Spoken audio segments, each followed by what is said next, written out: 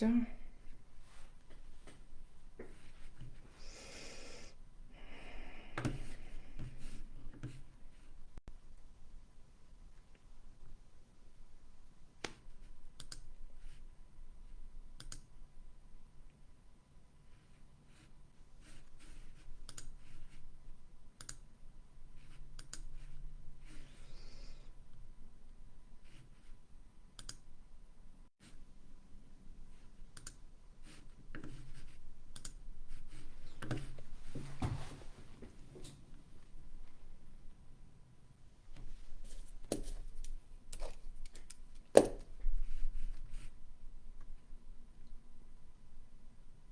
Jeg kan se, at der er nogen, der begynder at komme ind. Kan I høre mig og se mig? Så må I meget gerne lige give et lille praj over i chatten, så jeg kan sikker på, at I kan høre og se mig.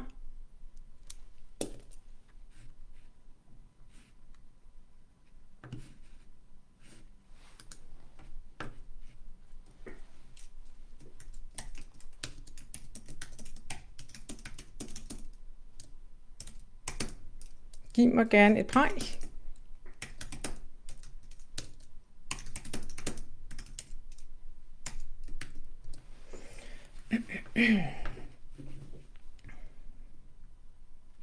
Hvis I kan komme til det.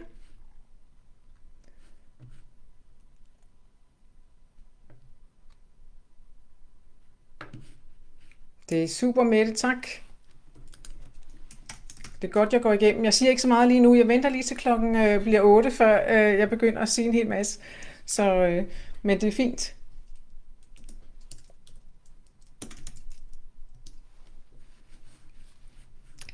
Tak, Anne-Marie. Tak for det.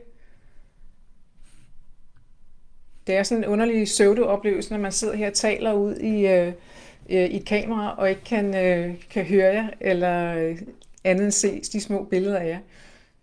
Det er fint. Tak for det, Siska. Og tak fordi I kommer ind her, og at I har overkommet de tekniske vanskeligheder, der har været med at blive lukket ind i den her gruppe. Det er nogle gange lidt af et puslespil at finde ud af, hvad der er op og ned på Facebook, og hvad der er af nye tiltag. Så jeg er glad for, at jeg har givet det en chance.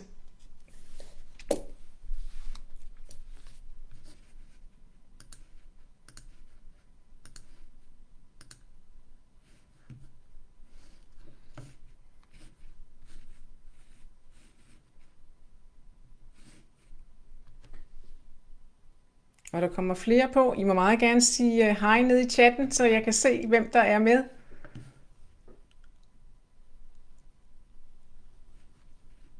Er der et lille livstegn derude?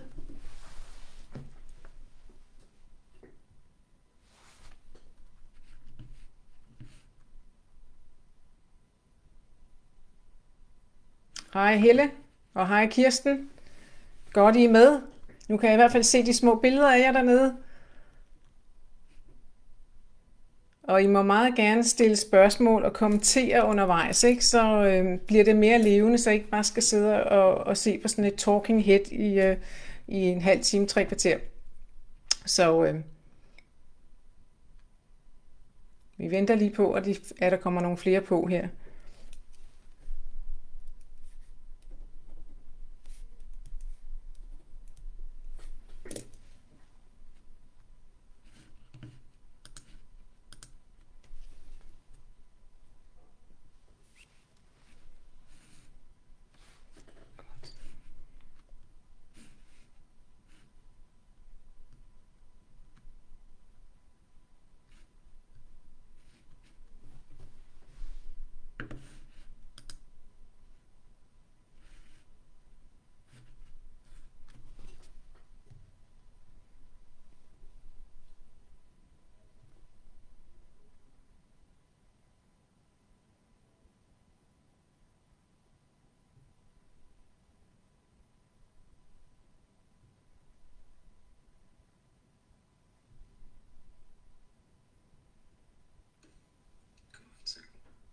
Sådan.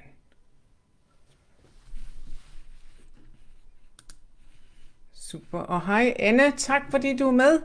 Det lykkedes også at få dig ind i gruppen. Og der er lige på sidste, det kan jeg sikkert et par stykker mere her, der også kommer her i sidste øjeblik.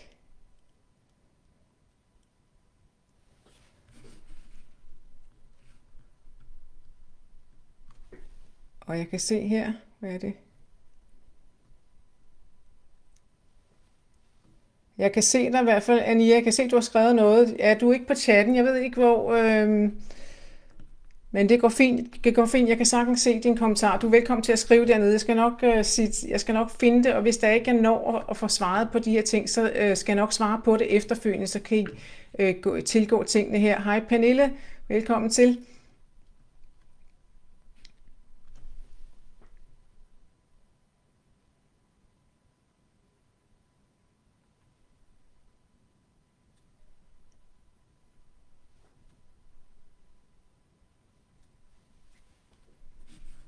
Det var fint. Ania, du fandt den. Godt. Super godt.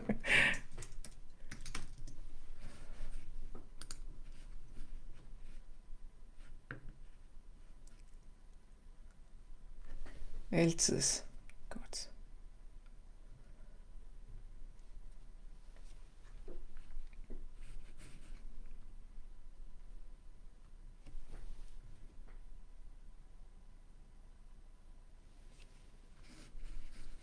Hej Mette. Hyggeligt du er med. Jeg håber I har sat jer med noget drikkelse af en eller anden art. Noget ikke koffeinholdigt på så sent på dagen her. Men det skal jeg nok tale lidt om, det der med kaffen. Og måske også, hvis jeg har et stykke papir og en pen ved siden af, hvis der er noget, I vil skrive ned undervejs.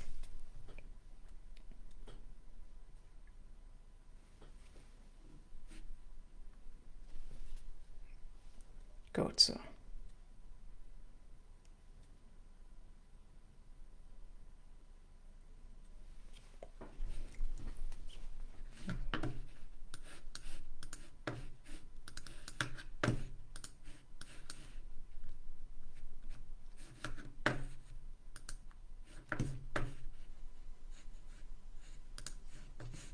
Så.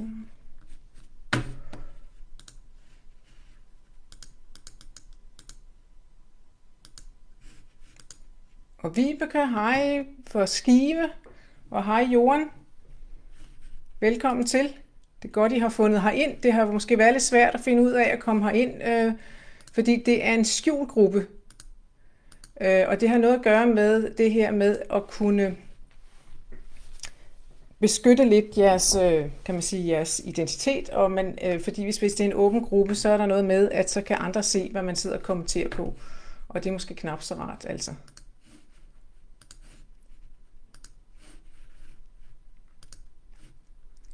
Godt så. Vi venter lige et par minutter for at få nogle flere med her, fordi der er flere, der er tilmeldt i hvert fald. Se om folk kommer ind.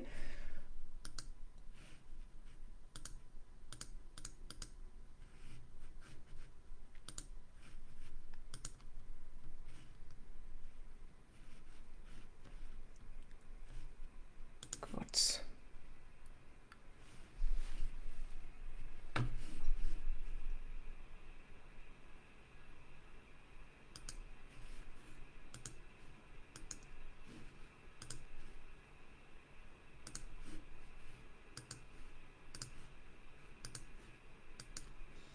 Og hej Maria fra Viborg.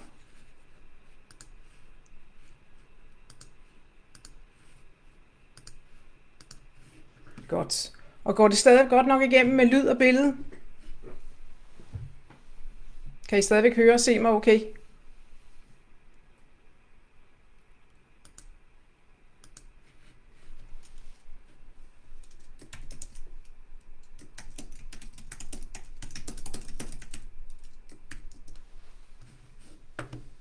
Godt, super. Alt er godt. Super, det er godt. Det er altid lidt spændende, om de her forbindelser de holder, men vi gør vores bedste her. Nå, men i hvert fald først og fremmest velkommen til den her Facebook Live, der handler om at sove godt og sove helt naturligt.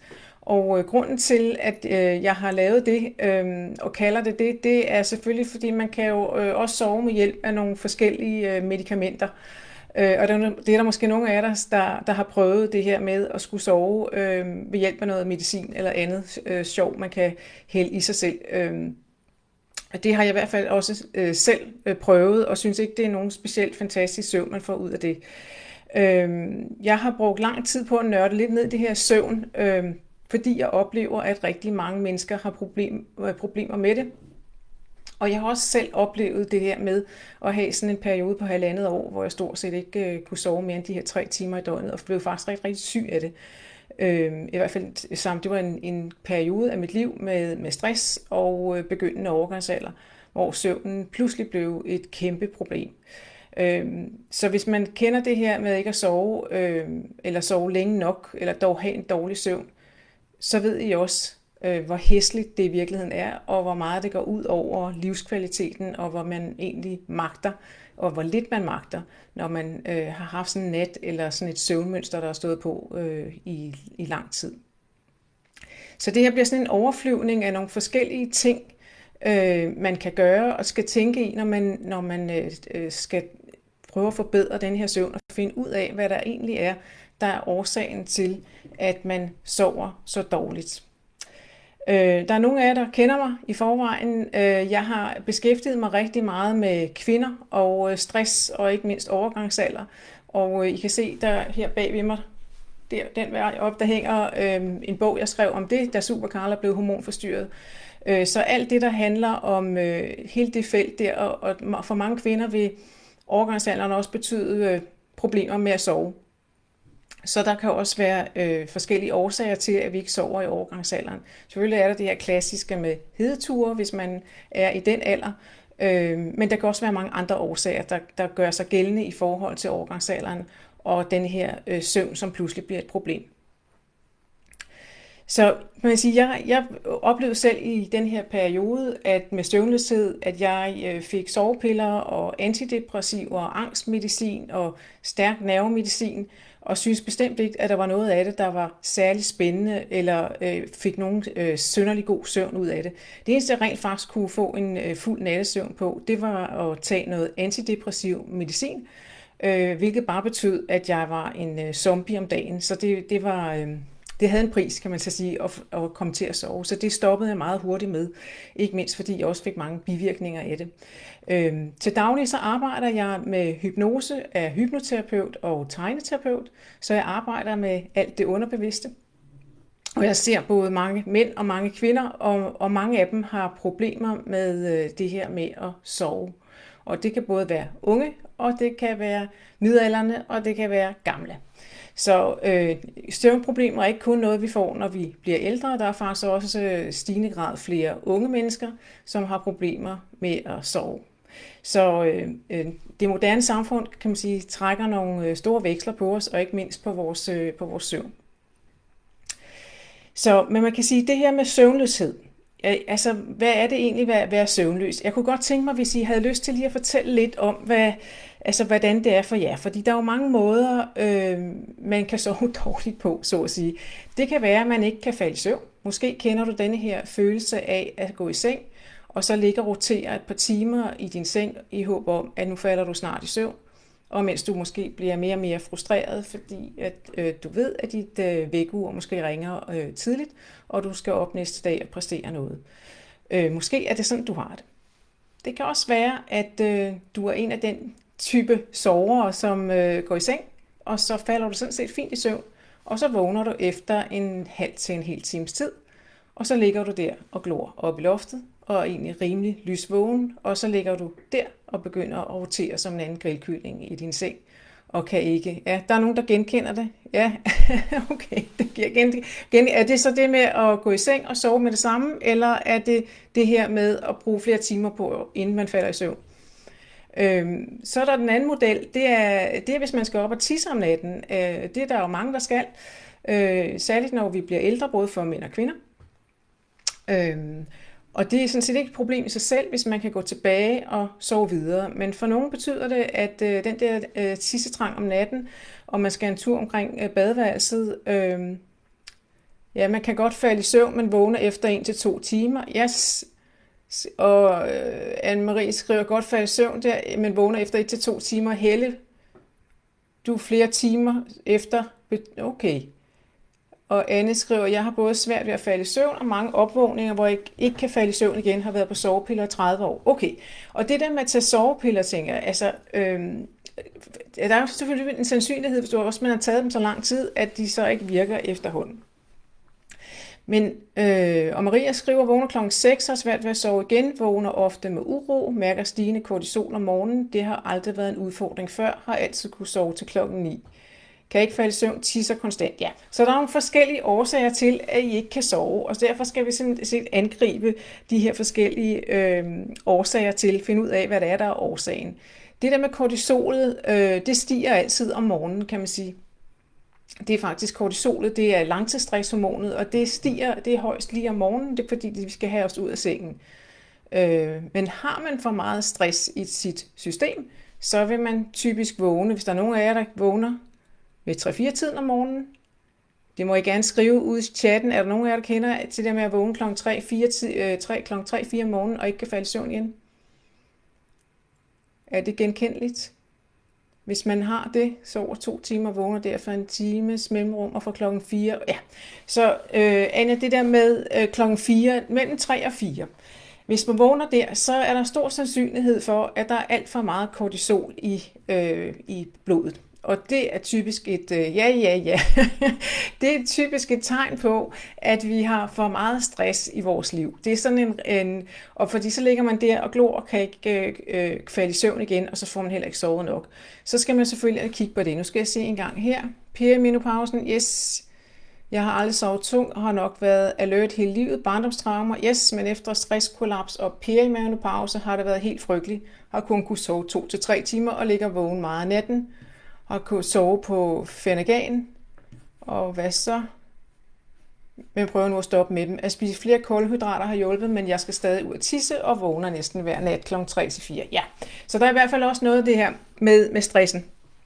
Og stressen kan jo også være mange forskellige ting i forhold til, hvad er det, der stresser os.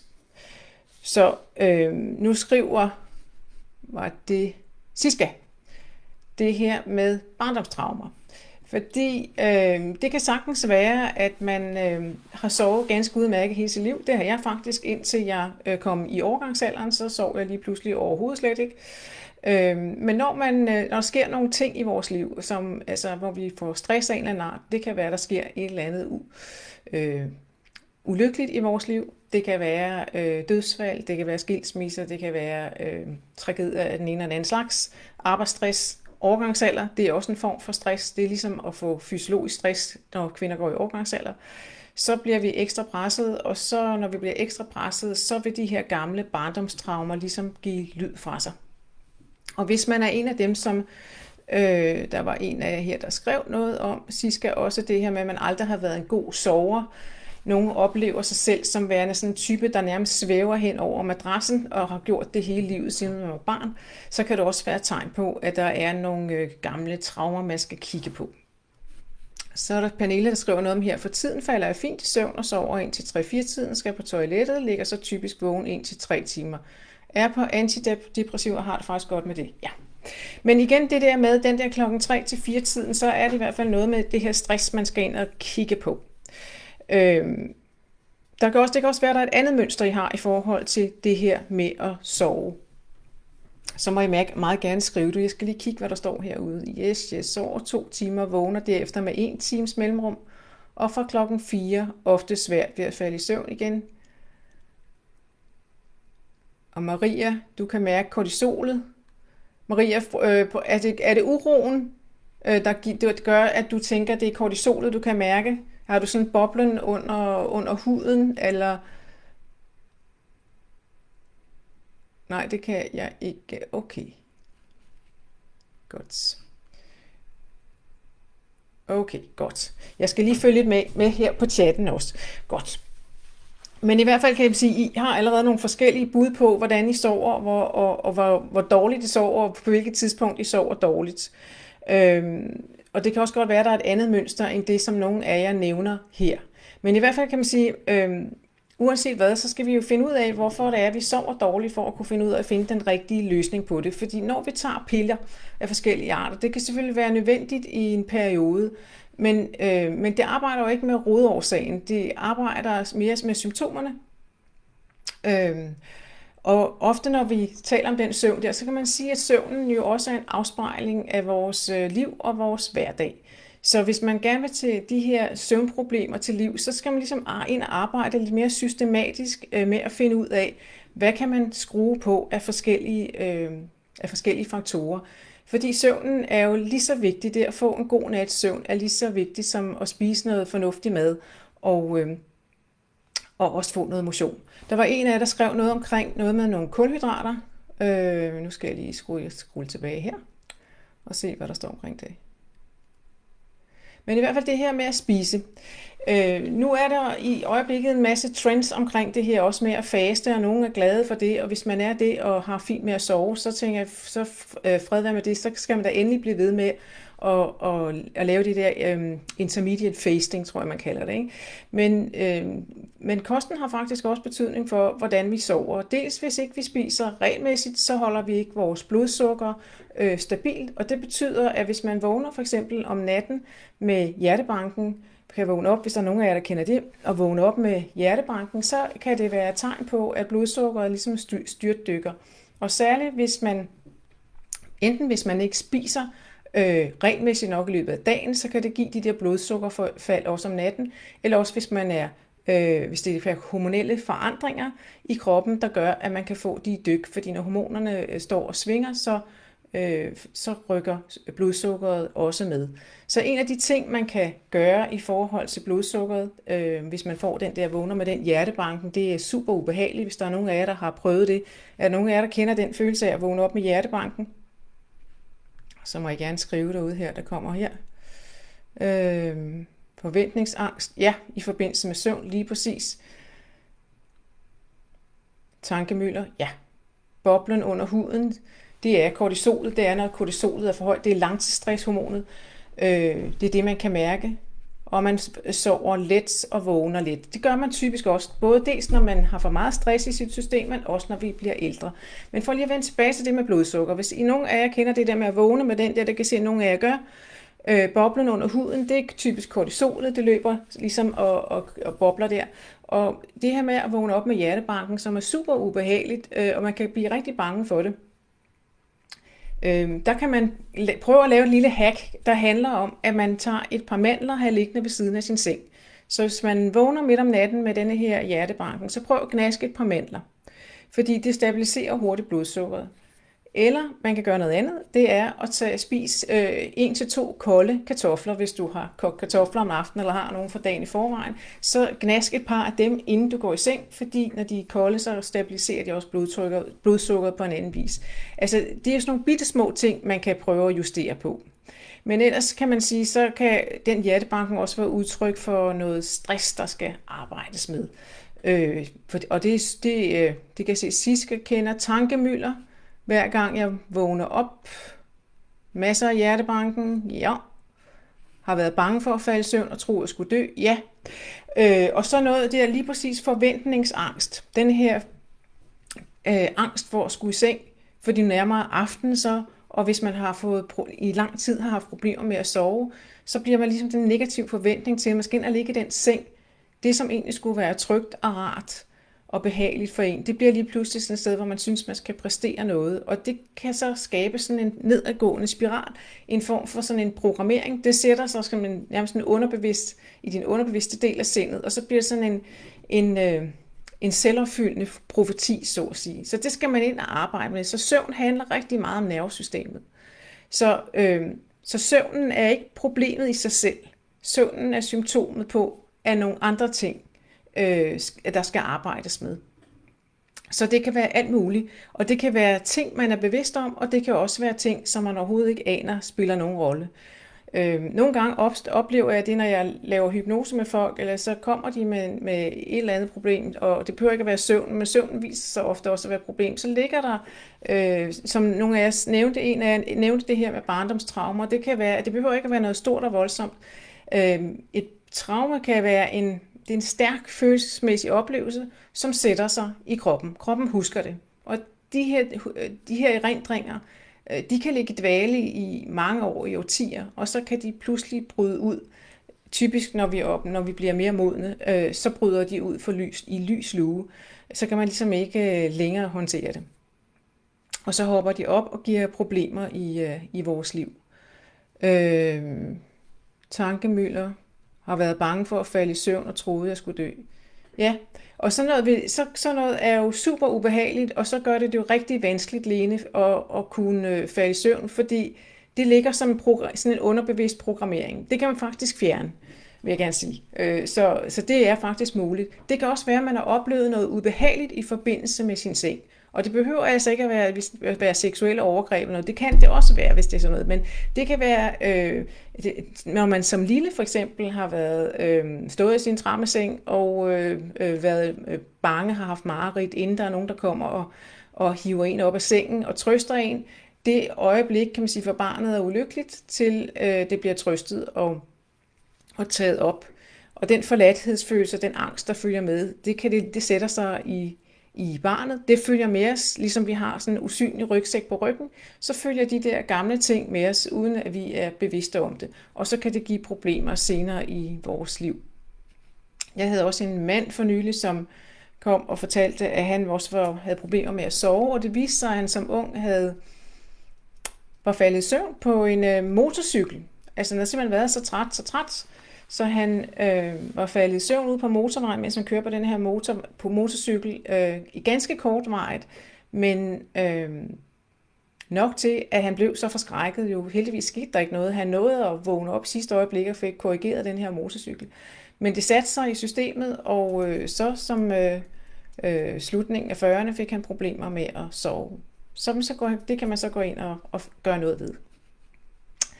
Birgitte fortæller også noget om, du havde en fødselsdepression for 12 år siden, hvor jeg kunne sove, og det udløste en svær depression. Prøv at arbejde med det, men er ikke i mål. Okay, godt. Så det giver også problemer, kan jeg forstå, Birgitte, med din søvn, ikke? For det gør det typisk også, hvis man har en depression eller lider af angst. Så igen er det også nervesystemet også udfordret, og så vil man ofte også have problemer med søvnen, ligesom hvis man har en stress- eller belastningsreaktion. Så vil noget af det første, der ryger, det er også den gode nattesøvn. Så hvis du har en gammel fødselsdepression, som du formentlig, måske har du blevet medicineret for det, men man har aldrig fået fjernet årsagen til det. Fordi igen, når det handler om det her med søvn, så er det noget med at finde ud af, hvad er årsagen til, at man ikke sover. Fordi det igen kan I se, det er forskelligt årsager til, at I ikke kan sove. Og så hjælper det jo ikke, kan man sige, at tage en pille, hvis man har en depression, kan man sige. Så det hjælper ikke at tage en sovepille, hvis man har en depression nødvendigvis. Så er det måske depressionen, man skal ind og finde ud af, og hvad er det, der skete med under den fødsel, der gjorde, at du fik en fødselsdepression, og angiveligt fik det værre efterfølgende. Så det er jo nogle af de store ting, man skal skrue på. Så er der alle de små ting, som er rigtig vigtige også at huske på. Og noget af det kender I sikkert godt, men jeg vil alligevel gerne have lov at ramse noget af det op. Og det er selvfølgelig sådan noget som brug af det, vi sidder foran nu, en skærm eller en telefon. Jeg ved godt helt sikkert, at de udsender noget blåt lys, og det blå lys går ind og forstyrrer produktionen af søvnhormonet melatonin, som produceres herinde i pinalkirtlen midt inde i hovedet. Så det bliver normalt udskilt omkring kl. 21 om aftenen. Og det vi kender sikkert den her fornemmelse af, at hvis man sidder i sin sofa om aftenen, og det er klokken er 9:30, så begynder man at blive lidt småsøvnig. Og så er spørgsmålet, om man egentlig går i seng der, eller man venter til man... der er lige en her. Der sker noget her. Man venter til senere, og man rent faktisk går i seng, når man er træt, eller man ligesom overhører det her signal og venter til et tidspunkt, hvor det passer en bedre. Det ved jeg i hvert fald for mig selv. Det kan jeg godt være slemt til. Og så bliver jeg sådan lidt overtræt, ligesom små børn, og så kan jeg godt have svært ved også at falde i søvn. Så det gode råd er at bruge cirka, 1-2 timer før man skal sove, så skal man faktisk ikke bruge nogen skærm. Og det er noget med at prøve sig lidt frem. For man kan sige, det kan godt være, at man kan sidde og se noget fjernsyn, for der er skærmen længere væk, men at sidde med den lille telefon der, hvor man sidder meget tæt med den på ansigtet, eller en iPad, eller en computerskærm, så er det straks værre. Så det er i hvert fald et sted, hvor man kan prøve at skrue lidt ned for det.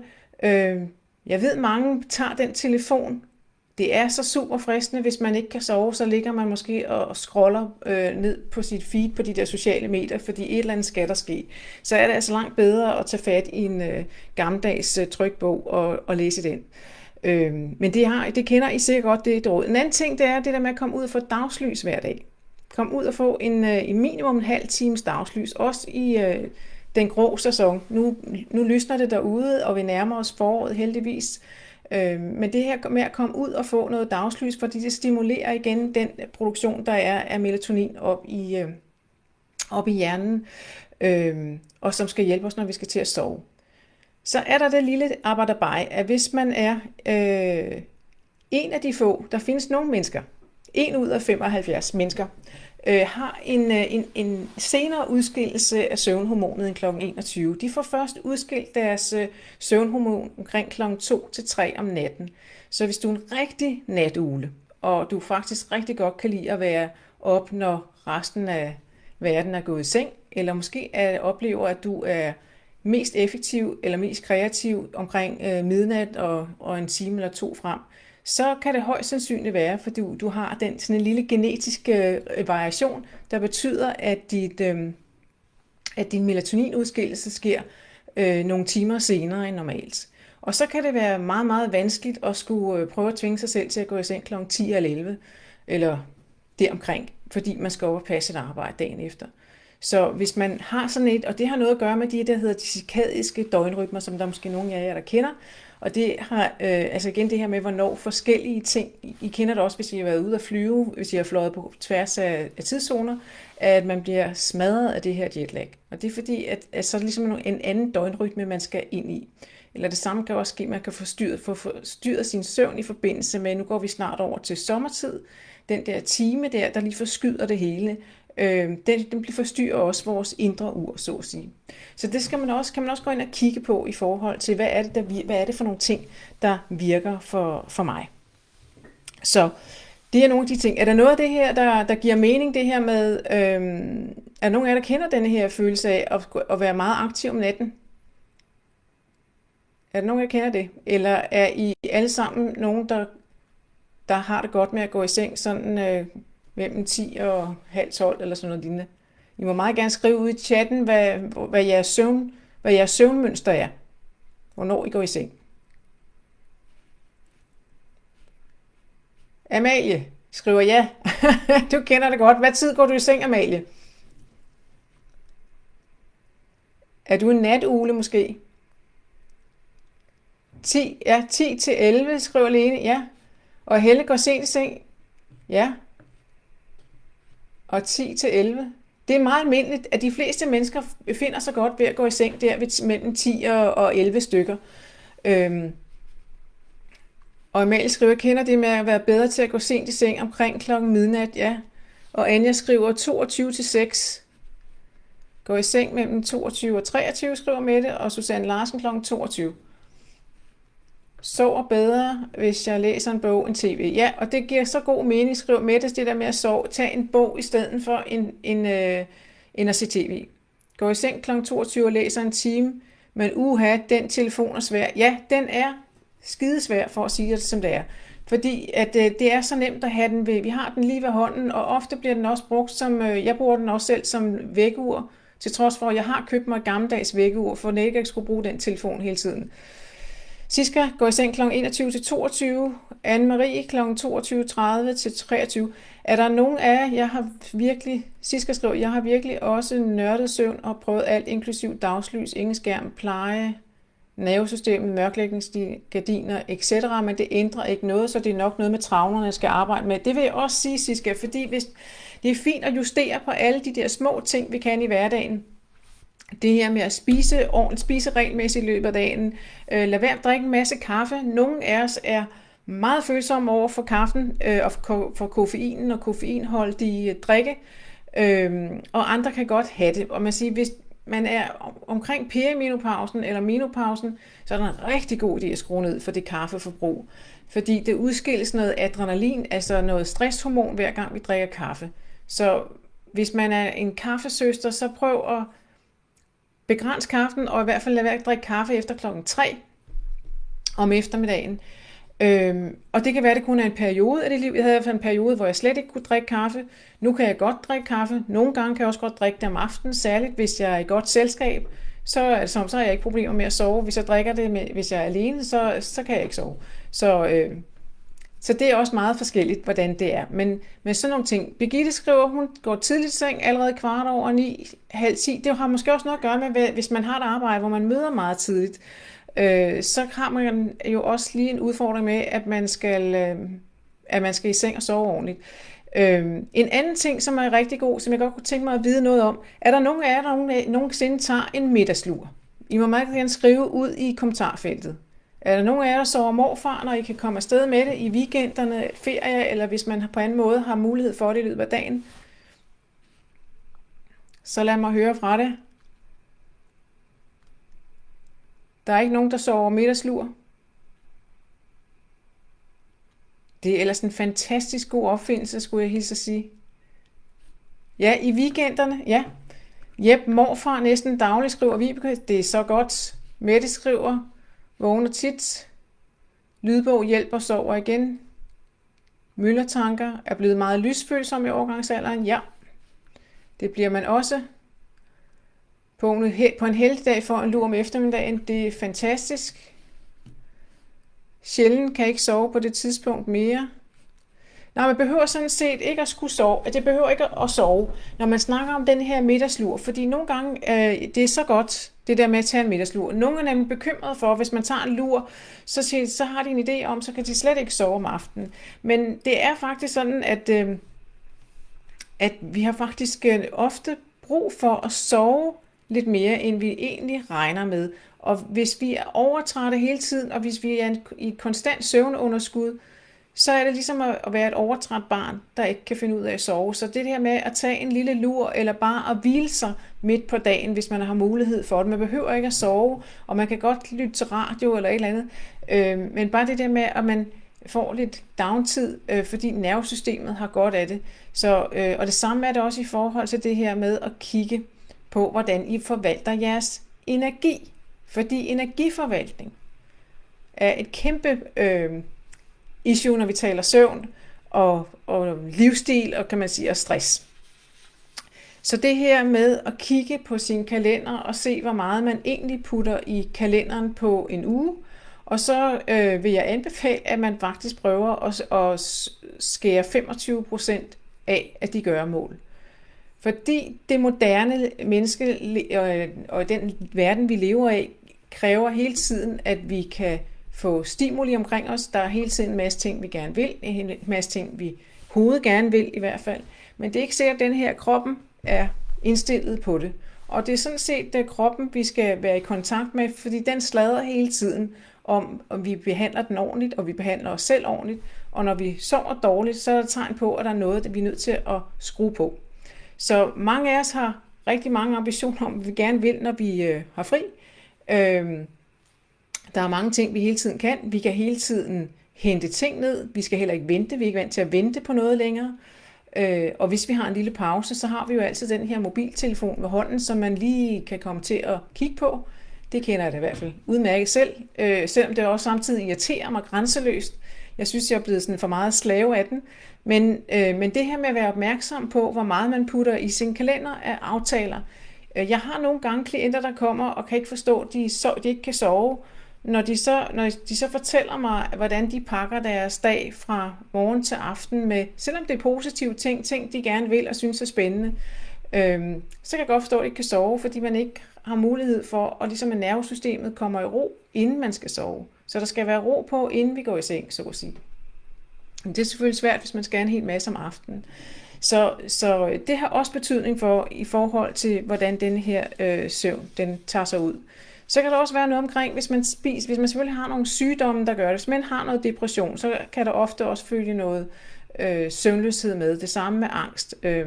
Det kan også være, hvis man har smerter, hvis nogen af jer har smerter, at smerterne vækker jer om natten, eller på anden måde generer jer.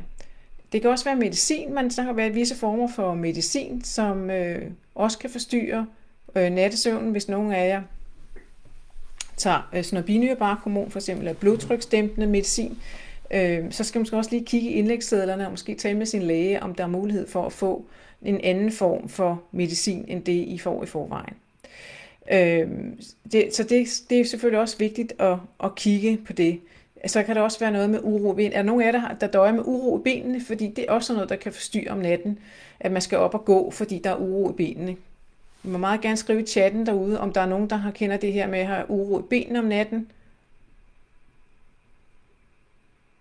Det er meget almindeligt også for kvinder i overgangsalderen.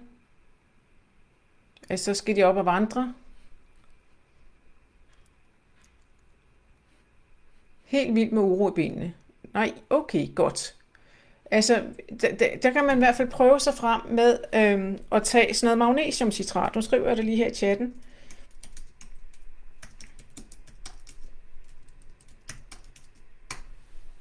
Det kan ofte afhjælpe den der uro i benene, og det er typisk også noget, vi mangler, når vi kommer op i årene. Hvis man skal kigge lidt på det her med søvn, når vi bliver ældre i hvert fald, så handler det meget om, at vi kommer til at sove lidt lettere, end vi gjorde det, også da vi var yngre. Vi har sådan en 4-5, det man kalder søvncykluser i løbet af en nat, under en normal søvn. Og hver cyklus har sådan 5 faser, som veksler mellem let søvn og drømmesøvn, og sådan en meget dyb søvn. Så når under den dybe søvn, det er der, hvor kroppen restituerer, og under den drømmesøvnen, det er der, hvor sindet renses ud. Det er også der, man laver hypnose. Den samme frekvens, hjernen er i, når vi drømmesover, det er det samme sted, vi laver hypnose. Så hjernen er meget velkendt med det sted. Så derfor kan man sige, at man gå ind og kigge på de her forskellige faser under søvnen, og se, hvor er det, man egentlig vågner. Fordi det er meget almindeligt, når vi bliver ældre, at man kan vågne, når man går fra en fase i søvnen til den næste søvn, eller til den næste fase i en cyklus. Og det betyder sådan set ikke noget, hvis du kan vende dig om og sove videre. Selvfølgelig, hvis du vågner op der, så skal man jo finde ud af, hvorfor er det, du vågner. Det kan også være, hvis nogen af jer døjer med, Pernille, du har også noget med stikken og prikken og uro i, Men magnesiumcitrat er en god ting. Hvis I ikke tager det allerede, så er det i hvert fald noget, man godt kan tage i forhold til det her med søvn. Det er ikke noget farligt i at tage det. Uro i fødderne, skriver Pernille. Jeg kan have uro i fødderne, når jeg skal falde i søvn. Ja. Igen, det vil også anbefale det. Har meget tit lavt stofskifte. Ja. Og det får du sikkert også. Er du Signe, er du medicineret for stofskiftet, eller? Men i hvert fald, man skal have noget magnesiumcitrat til, og det beroliger faktisk også nervesystemet lidt. Og så har man også brug for det i forhold til at producere det hormon, der hedder progesteron. Så hvis man er i mangel med det, så kan det blive et problem. Og progesteronet har, det kønshormon, det har den virkning også, at det er beroligende, og giver også noget til søvnen og til nervesystemet. Så det kan man også arbejde lidt med, hvis det skulle være. Men i første omgang vil jeg sige, det der med at kigge sit liv igennem, ligesom gå det igennem med tætte kamp, hvad er det for nogle faktorer, jeg kan justere på? Det der med at stresse ned, kigge på energiforvaltning, og energiforvaltning, der mener jeg simpelthen sådan noget med at finde ud af, hvor er det, jeg henter min energi i mit liv, og hvor er det, jeg bruger det. Og det kan man dele op i forhold til, hvad er det for nogle, hvis man går på arbejde, hvad er det for nogle arbejdsopgaver, som jeg godt kan lide, hvad er det for nogle, der kræver noget ekstra af mig, som jeg ikke bryder mig særlig meget om. Det kan også være de familiære relationer, hvad er det for nogle mennesker, jeg får energi af at være sammen med, og hvad er det for nogle mennesker, som dræner mig. Og tit så er det jo sådan, at det også nogle gange er dem, der er vores nærmeste, der også nogle gange, selvom vi holder af dem, så kan de også godt nogle gange være en smule drænende. Så det her med at tænke på sin energi, ligesom hvis det var jeres bankkonto, at I forhåbentlig heller ikke står og smider 100-kronesedler ud af vinduet til det rene ingenting, men være bevidst om, hvad er det, jeg egentlig bruger mit krudt på. Er det de rigtige steder, jeg lægger min energi, eller smider det ud til højre og venstre? Slider jeg mig selv tynd for at tilfredsstille alle mulige andre mennesker end mig selv, så vil man også kunne mærke det på sin søvn. Og det er igen det her med at få så meget ro på sit eget nervesystem, sådan så den her søvn kommer på plads. Jorden skriver, at progesterongelé har gjort en stor forskel for min søvn. Ja, det kan også betyde rigtig meget, det her med progesterongeléen, hvis man er i overgangsalder eller i perimenopause, i indflyvningen til overgangsalderen. Men stadigvæk, uanset om du tager det eller ej, så kan I sagtens have problemer med søvnen alligevel, og det er derfor, man er nødt til at kigge forskellige lag igennem. Så der kan være en hormonel faktor, som Lene også skriver, progesteron hjælper på søvnen. Yes, det har jeg også selv oplevet. Vil du uddybe det med, at det nogle gange er de nære relationer, der dræner os? Yes, Mette spørger i forhold til det med de nære relationer. Det kan være, at man har forældre, der kræver meget af en, hvis de er blevet gamle, eller noget med at have svært med at sætte grænser over for andre mennesker, hvis man er for flink. Mange af i min generation, jeg er en årgang 66, mange i vores generation, eller min generation, har i hvert fald gået rigtig meget i flinkeskole, og blevet rigtig dygtige til at overstrække sig og være alt for samarbejdsvillige og hjælpsomme. Og det går ud over os, når vi bliver ældre, fordi vi ikke har den samme energi til rådighed, mister så at sige et gear. Så det her med at lære at passe på sig selv, og kunne træde skridt tilbage i forhold til de relationer, der dræner os. Altså igen, det der med at tænke sin energi som sin bankkonto, har man egentlig overskud til at gøre de ting. Måske kan man gøre tingene på en anden måde. Måske kan man skrue lidt ned for det samvær, der er besværligt. Det kan også være med søskende eller vores voksne børn. Kan også være, de relationer kan også nogle gange være problematiske. Så det der med at gå sit liv igennem og se, hvad er det for nogle ting, der faktisk dræner mig. Det kan faktisk have rigtig stor betydning, og også at se ærligt på det, fordi vi har nogle historier, vi fortæller alle sammen os selv nogle historier om vores familiære relationer, og både individuelt, men kollektivt er der også mange historier, der handler om familien, som der, hvor dem, der skal passe på os, og det er ikke altid, og der, hvor vi henter vores støtte i livet, og det er jo ikke altid, det er sådan. Så det her med at få ryddet op, også i de relationer, der gælder de her de nære relationer, det kan betyde meget i forhold til at få noget mere overskud på energikontoen, som igen kan have betydning for, hvordan dit nervesystem kører, og også hvordan du sover om aftenen. Det kan godt være, det lyder lidt kompliceret, men det er ligesom at grave ned i dybderne og finde ud af rodårsagen til, at man for eksempel har en dårlig søvn, eller synes ikke, at man fungerer så godt. Og det dræner os jo det her, når vi ikke får sove. Vi har ikke energien og livskraften til at leve det liv, vi gerne vil. Så det giver rigtig god mening, skriver ja. Så igen det der husk på, søvnen er ikke problemet i sig selv, det er symptomet på nogle andre ting. Og så skal man ligesom grave ned i mulden for at finde ud af, jamen, hvad er det så, der er årsagen? Og der kan godt være flere årsager, som nogle af jer skriver. Der kan være noget stofskifte, der kan være noget sygdom, der kan være noget overgangsalder, perimenopause, stress på arbejde, uddannelse, hvad man nu er i gang med. Dårlige vaner, det der med at prioritere sin søvn, det handler det jo også om, fordi når ikke vi har tid nok, fordi det moderne menneske har så susende travlt hele tiden, når ikke vi har tid nok, kan vi også have tendens til at skære af søvnen. Det ved jeg i hvert fald selv godt finde på, når man så sover bare en time mindre. Og det selvom jeg har brugt meget tid på at passe på mig selv og øve mig i at passe den søvn der. Fordi jeg også havde en lang periode, der for flere år, hvor jeg simpelthen jeg kunne ikke sove andre steder. Jeg kunne ikke tage ud og rejse, for jeg kunne, hvis jeg sov et andet sted end min egen seng, så gik det hele bare skævt. Så det har taget mig lang tid ligesom at knække nødden til det her og finde ud af, at jeg er nødt til at skrue ned på mit ambitionsniveau. Jeg kan ikke håndtere så mange stimuli, som jeg kunne tidligere. Og jeg vil hellere have min natsøvn, og så have lidt mindre i min kalender, end jeg vil ligge der og rotere om natten, fordi at jeg har overstrakt mig selv. og overstrakt mig selv, både socialt, fordi det er noget hyggeligt, men også fordi, at jeg har brugt alt for meget krudt på at stille an og være hjælpsom og hjælpe hister og hider alle vejen. Det kunne jeg engang, der havde jeg energien til det har jeg ikke længere. Så nu er jeg blevet sådan meget kredsen med, hvad jeg bruger min energi på. Så tænk det ligesom, jeres energi er lige så vigtigt, som var det jeres bankkonto, om muligt endnu vigtigere, kan man sige, for det handler om, hvordan I har det. Nu skal jeg lige se en snorkende partner. Ja, lige præcis.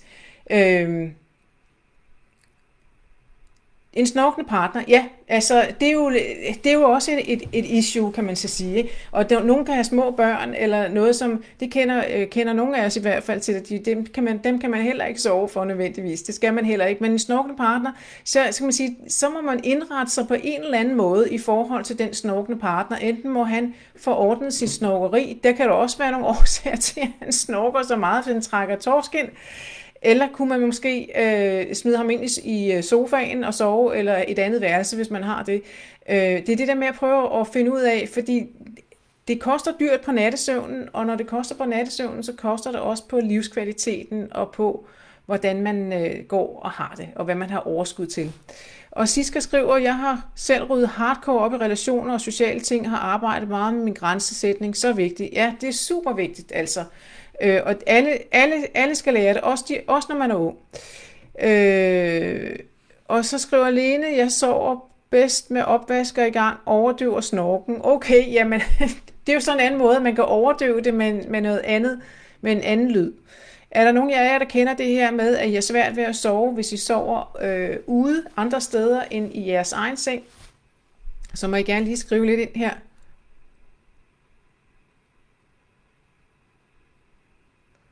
Birgitte spørger også til, hvad er det, og hvor køber man det? Min magnesiumcitrat, Birgitte, det er et mineral, og det kan købes i Matas og forskellige online sådan nogle kosttilskudsbutikker.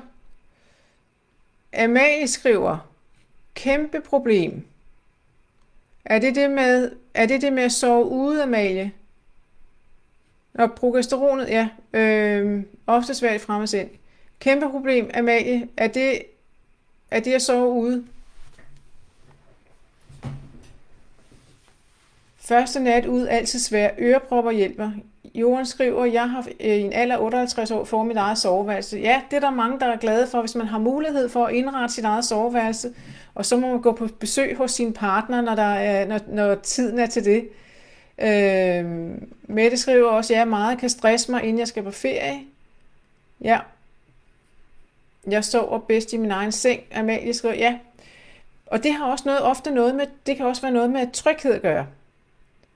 Yes, som Siska også skriver jeg, hvis jeg er tryg, sover jeg godt ude, særligt som min tætteste veninde eller min voksne søn. Og Birgitte spørger, progesterolgelen, hvor køber man den? Den køber man... Det kræver lidt mere forklaring, Birgitte. Jeg skal nok svare det efterfølgende på den, fordi det er ikke noget, man kan købe i håndkøbet. Man kan købe det på franske online apoteker. Man kan ikke købe det i Danmark. Men det kræver lige, at man skal sætte sig ind i, hvad det er, man gør, inden man begynder at smøre sig med sådan noget. Så det kræver lige en længere forklaring. Det er ikke bare at købe det. Men det her med at sove ude, og det her med at sove i sin egen seng, og den tryghed, det giver, det kan man måske også gå ind og kigge på. Hvorfor er det, man har det på den måde i forhold til det her med at sove? Og det kan også handle om noget, der er sket på et tidligere tidspunkt i ens liv, hvor det her med at sove fremmede steder giver en eller anden form for utryghed. Det kan også, hvad står der her? Birgitte, godt. Ja. Jeg skal nok vende tilbage, Birgitte, på det der med progesterongelen. Men det gør jeg efterfølgende, når vi er færdige her, fordi det kræver en længere forklaring, og det som jeg ikke synes, jeg vil komme ind på lige nu og her. Men det her med at sove ude, det er igen det der med noget, der giver en eller anden form for utryghed i systemet. Og det, når man skal ud og rejse, så kender man jo ikke omstændighederne, man kender ikke lydene, man kender ikke det sted, man skal være, og det kan give sådan en nervøsitet. Men det igen handler det ikke nødvendigvis om søvnen, men den der følelse af noget nyt skal ske. Men der er sikkert også mange af jer, der er lydfølsomme. Jeg har dog altid sovemaske og ørepropper med, da jeg er lys- og lydfølsom. Ja.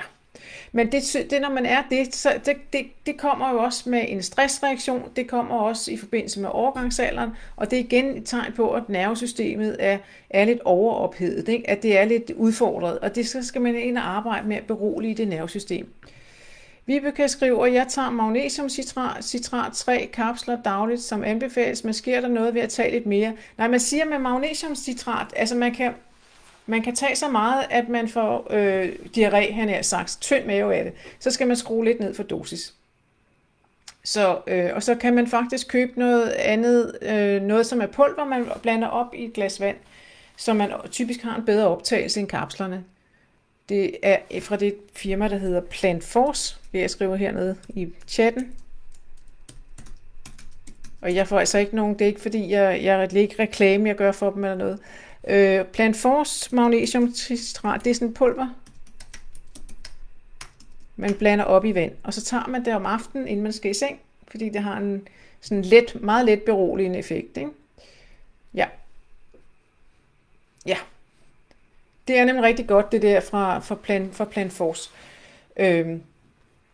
Det kan man i hvert fald prøve, også inden man begynder at tage noget som helst andet i forhold til det med progesteronen, som Birgitte også spurgte til lige før. Yes, godt. Alle tiders. Så jeg ser, om jeg vil have det hele med her.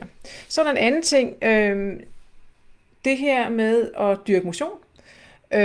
Hvis der er nogen af jer, der dyrker motion, er der så nogen af jer, der dyrker motion om aftenen? Så må I gerne lige skrive ned i chatten. Fordi det her med at dyrke motion om aftenen, kan også være et problem i forhold til at sove. Så hvis man dyrker hård motion, eller bare noget, hvor man får pulsen rimelig meget op, og for sent om aftenen i forhold til, at man skal sove, så vil det også være et problem. Så hvis så det er i hvert fald også et sted, man kan prøve at, ikke motion, så sove, ja. For det er også et sted, man kan prøve at justere på. Så kan det være, at man skal gå til noget yoga, noget, der er sådan mere blidt for nervesystemet, hvis det er om aftenen, og så må man tage en løbetur, eller hvad det nu måtte være, på et tidligere tidspunkt, eller i weekenden. Kun motion om dagen, skriver Pernille. Ja, godt. Fordi det er også noget, det skaber for mange stresshormoner. Igen, det der med, at vi bliver for overkørte, inden vi skal til at sove. Godt. Så er der også det her med at give dine problemer kontortid. Der var flere af jer, der skrev noget omkring det her med at have myldertanker, når man lægger sig til at sove. Typisk er det sådan, at når du lægger dig til at sove, og så begynder at sidde og få alle de her tanker om alverdens problemstillinger. Det kan både være noget i dit private liv, og hvis ikke det er nok, så kan du også tage fat på dem, der foregår ude i den store verden med krig og klimakrise. Og så begynder det hele at snurre rundt med dig. Så er det typisk også tegn på, at der dels er for meget stresshormon i dit system, men en anden ting, noget man kan gøre, det er faktisk at give de problemer lidt kontortid på et tidligere tidspunkt i løbet af dagen.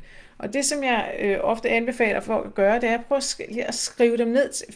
Køb dig en notesbog af en eller anden, og så skriv det bare ned i stikordsform.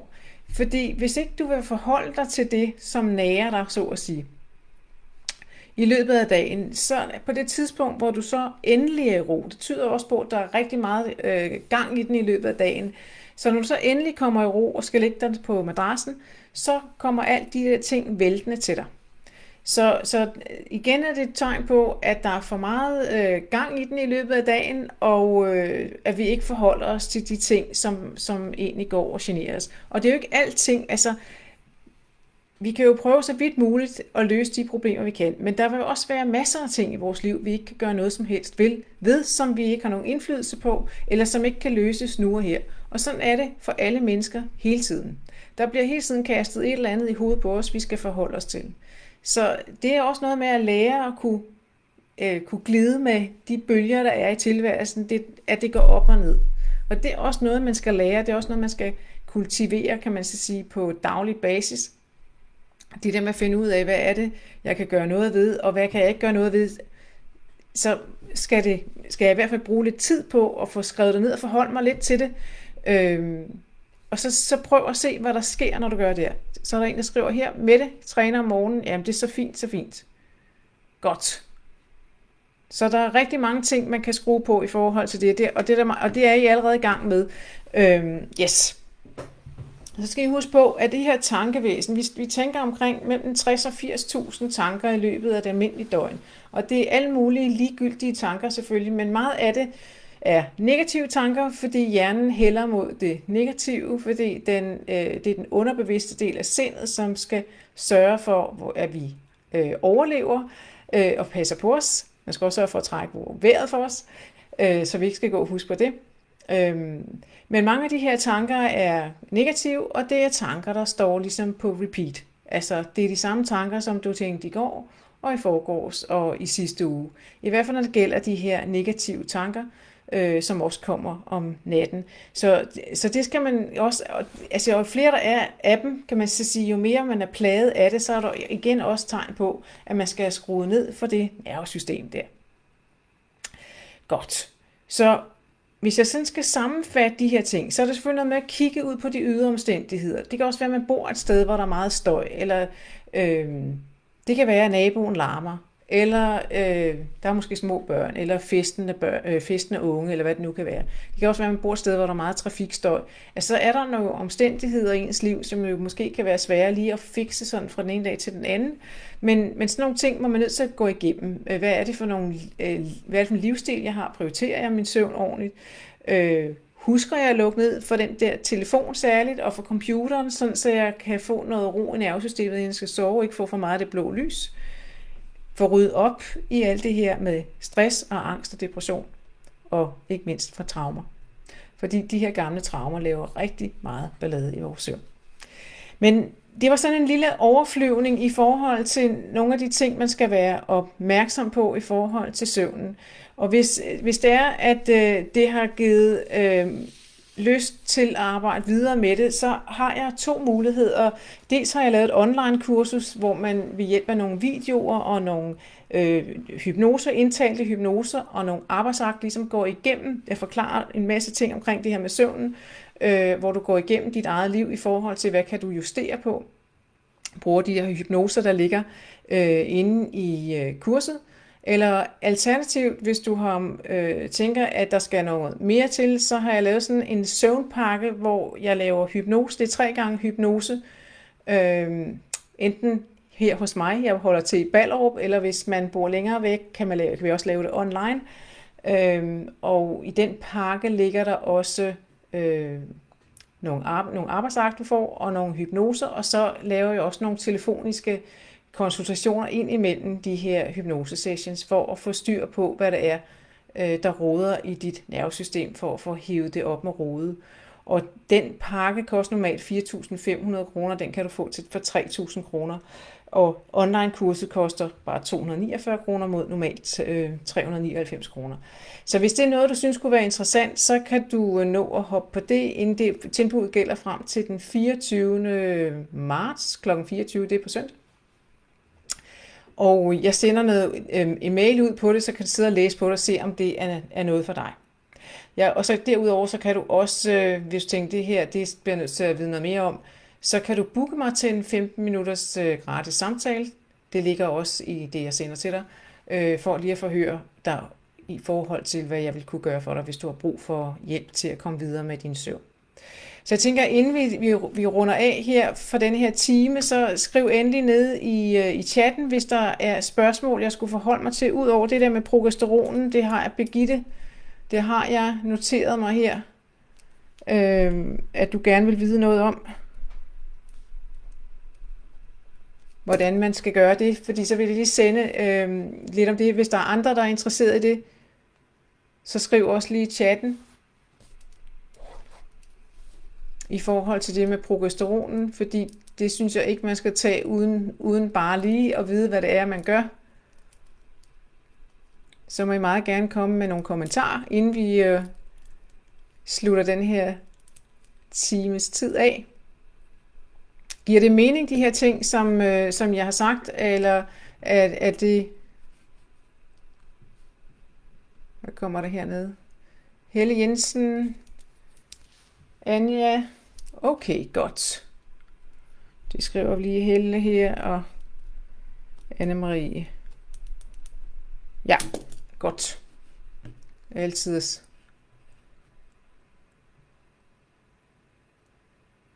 Det er super, Amalie. Jamen selv tak. Dejligt, du var med. Jeg håber, det gav i hvert fald lidt et idé om, at der er lidt at skrue på i hvert fald, ikke? Jeg er lidt bange for hypnose. Er det farligt at gå i hypnose? Nej, det er det ikke. Det er det samme. Tak for at være med, Anne. Det er ikke farligt at gå i hypnose. Hypnose er der, hvor hjernen går ned i det, der hedder theta-tilstand. Hjernen svinger i frekvenser. Og når jeg sidder og taler her, når vi sidder snart nu, og I sidder og skriver til mig, så er jeres hjerne i det, der hedder beta. Og når I har drømmesøvn, så går hjernen ned i theta. Og det er det samme sted, man er, når man laver hypnose. Og det er der, hvor hjernen slapper, kan man sige, slapper af, og sindet kan renses. Så og det er det samme, der sker, kan man så sige, i forbindelse med, når man laver hypnose, så er det det samme sprog, hjernen taler, så at sige, som når du drømmer. Det er her med, at mærkelige ting kan blive sat sammen, flyvende grise og alt muligt underlige ting. Mennesker, der ikke kender hinanden, bliver sat sammen i mærkelige sammenhænge. Det er fordi, at når vi taler med det underbevidste, så taler det kun i følelser og forestillinger og fantasier. Så der er ikke noget farligt i det. Så du kan også gå ind på min hjemmeside, så ligger under den fane, der hedder hypnose, der ligger også en mulighed for, at der ligger en indtalt hypnose, man kan prøve at lytte til. Så har du en idé om, hvordan det er. Det er selvfølgelig noget andet, når den er indtalt, frem for når man laver det individuelt, fordi så arbejder jeg jo skræddersyet, så at sige, med folk. Men jeg vil også sige tusind tak for, jeg håber, nye info, og tak for bogen. Jeg siger tak. Jeg siger tak, fordi I var med. Det var rigtig, rigtig dejligt, at I gad at interessere jer for det her. Jeg synes, det er rigtig spændende og enormt vigtigt, og hænger selvfølgelig rigtig meget sammen med alt det her med stress og overgangsalder og blive ældre, men også for yngre mennesker, kan man sige, som jeg også ser, som også har problemer. Og de går så ikke i overgangsalder på det tidspunkt, men det er i hvert fald, de har problemer med det her med at have en for stresset livsførsel, ikke? Så Mette, du vil gerne have en mail, og ja, men jeg sender mail ud til alle sammen, så kan I sidde og kigge på det, og I er meget velkommen til at kontakte mig, men alt står i mailen efterfølgende.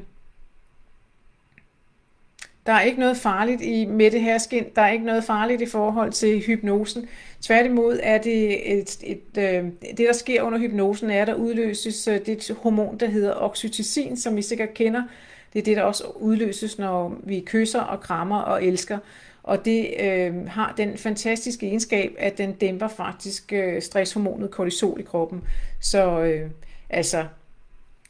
jeg elsker det, vil jeg sige. Og for mig har det været en fantastisk måde at få styr på min eget nervesystem. Så de af jer, der kender min bog og lidt til min historie, ved også, at jeg har været temmelig udfordret på det nervesystem der. Selv tak, Pernille og Mette Hvid og Mette Herskin, Anja, Kirsten, Siska, tak for jeres kommentarer, tak fordi I har deltaget aktivt. Rigtig dejligt. Så håber jeg, I skal nå at have skærmfri tid, inden I skal sove. Så jeg håber, I kan sove ordentligt i nat trods alt. Tak for i aften.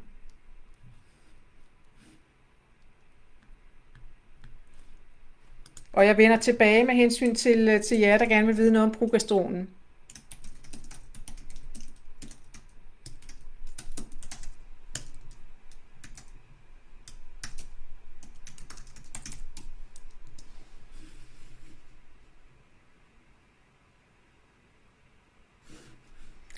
Min bog hedder Da Super Carla blev hormonforstyrret.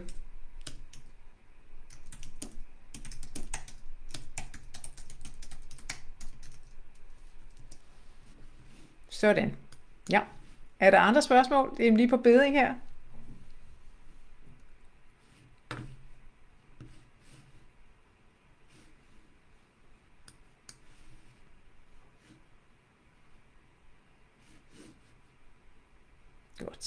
Godt. Så tror jeg vil sige tusind tak for i aften. Sov godt.